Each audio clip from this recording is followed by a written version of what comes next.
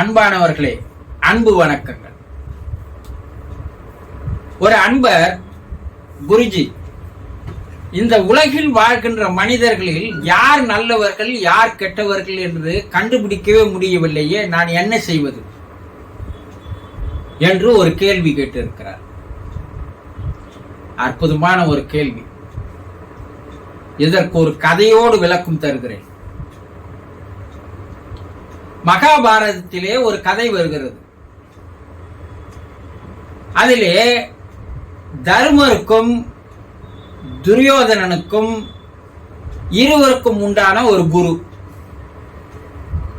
அந்த குரு என்ன செய்கிறார்?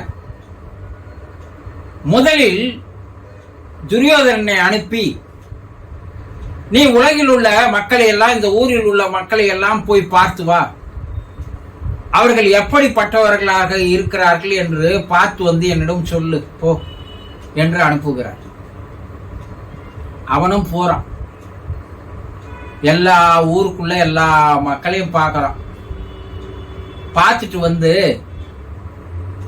குரு எதிரில் நிக்கிறான். குரு கேட்கிறார், என்ன பார்த்துட்டியா எல்லாரையும்? பார்த்துட்டோம் குரு. எப்படி இருக்கிறாங்க? எல்லாரும் கெட்டவங்க தான் குரு. எல்லாம் ஏதோ ஒரு வகையில் கெட்டவனா இருக்கிறான். நல்லவனை அங்கே காணவே முடியவில்லை என்று கூறுகிறான். சரி, இவரை தர்மர் அனுப்புறார், நீ போய் பார்த்துட்டு வாப்பா போ. தர்மர் போய் ஊரெல்லாம் சுற்றி பார்க்கிறார். குருவிடம் வருகிறார். என்ன தர்மா, போய் பார்த்துட்டியா? பார்த்த குரு. என்ன, எல்லா மனிதர்களும் நல்ல மனிதர்கள் தான் குரு, யாரும் கெட்டவங்க என்பதே இல்லை என்று கூறுகிறார். அப்போ குரு என்ன சொல்கிறார் என்றால், துரியோதன தர்மரையை உட்கார வைத்து விட்டு, நீங்கள் பார்க்கின்ற பார்வையில் தான் மனிதர்கள் நல்லவர்களா கெட்டவர்களா என்று தெரிகிறது. துரியோதனுடைய பார்வை சரியில்லை, தர்மனுடைய பார்வை சரியாக இருக்கிறது என்று கூறுகிறார்.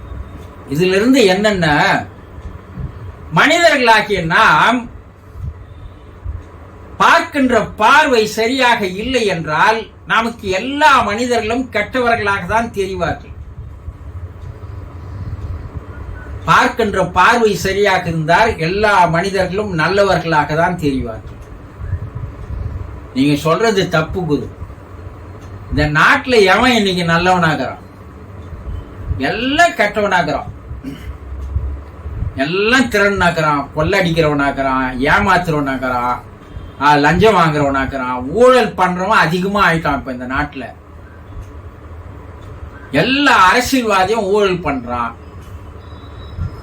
எல்லாம் மேல இருந்து கீழே வரைக்கும் ஊழல் ஊழல் ஊழல் தான். எல்லா மக்களும் யாரை எப்படி ஏமாத்தலாம், எப்படி ஏமாத்தி சாப்பிடலாம்ங்கிறான். அப்ப எல்லாரும் நல்லவனா என்ற ஒரு கேள்வி வருகிறது இல்லையா? மனிதர்களுடைய மனங்கள் எப்படி இருக்கிறதோ அவர்களுடைய வாழ்க்கையும் அப்படித்தான் இருக்கிறது. ஒரு மனிதனுடைய எண்ணங்கள், நினைப்புகள், சிந்தனைகள், கனவுகள், கற்பனைகள் எப்படி இருக்கிறதோ அதை வைத்து அவனுக்கு வெளியே ஒரு ஆறாவட்டம், ஒரு உருவம் உருவாக்குறது. அந்த உருவம் நெகட்டிவாக காட்சி தருகிறது. அப்போ பார்க்கின்ற மனிதனுக்கு அவன் தீயவன், கெட்டவன் என்ற எண்ணம் ஏற்படுகிறது. நல்லதே நினைத்து, நல்லதே சிந்தித்து, நல்லதே வாழ்ந்து வருகின்ற மனிதனுடைய எண்ணம் இருந்தால், மனம் இருந்தால், அவனை சுற்றி ஒரு ஆறாவட்டமானது, ஒரு சூக்கும உருவம் ஏற்படுகிறது. அதை பார்க்கின்றவர்களுக்கு அது நல்ல உருவமாக தெரிகிறது.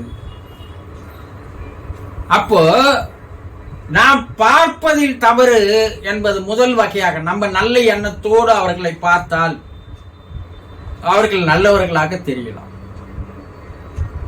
நாம் கெட்ட எண்ணத்தோடு அவர்களை பார்த்தால் நல்லவர்களாக இருந்தாலும் உனக்கு கெட்டவர்களாக தான் தெரிவார். அப்போ இன்றைய காலத்தில் நல்லவர்களும் இருக்கிறார்கள், கெட்டவர்களும் இருக்கிறார்கள். முதலில் நம் மனம் எப்படி இருக்கிறது என்பதை நாம் பார்க்க வேண்டும். நம் மனம் தூய்மையாக, பரிசுத்தமாக இருந்தால் அவன் நல்லவனாக கெட்டவனாகவே இருந்தாலும் கூட அவன் நல்லவனாக நமக்கு தெரிவான். ஏன்னா நம்மிடம் இருந்து உருவாகின்ற அன்பு, கருணை, பாசம், நேசம், தயவு, அரவணைப்பு, அருள் இவையெல்லாம் அவனை நல்லவனாக பார்க்க தோணும். நம் மனம் சரியில்லை என்றால் அவன் நல்லவனாகவே எதிரில் இருந்தாலும் அவன் கெட்டவனாக தான் தோன்றும். இரு மாறுபட்ட கோணங்கள். ஒன்று, நாம் நல்லவர்களாக இருந்தால் எதிரில் இருப்பவன் கெட்டவனாக இருந்தாலும் நல்லவனாக தெரிவான், நல்லவனாக இருந்தாலும் கெட்டவனாக தெரிவான். இது நம் மனதை பொறுத்தது. இரண்டாவது, அவனுடைய ஆறாவட்டத்தை வைத்து அவன் நல்லவனா கெட்டவனா என்பதையும் பார்த்துவிட முடியும். இந்த இரண்டு கோணங்களில் வைத்துதான் நாம் மனிதர்களை மதிப்பிட முடியும். அப்போது அவன் நல்லவனா கெட்டவனா என்று தெரியும்.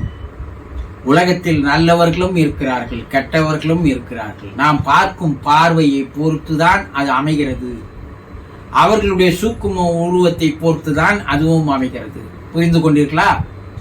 சந்தோஷம்.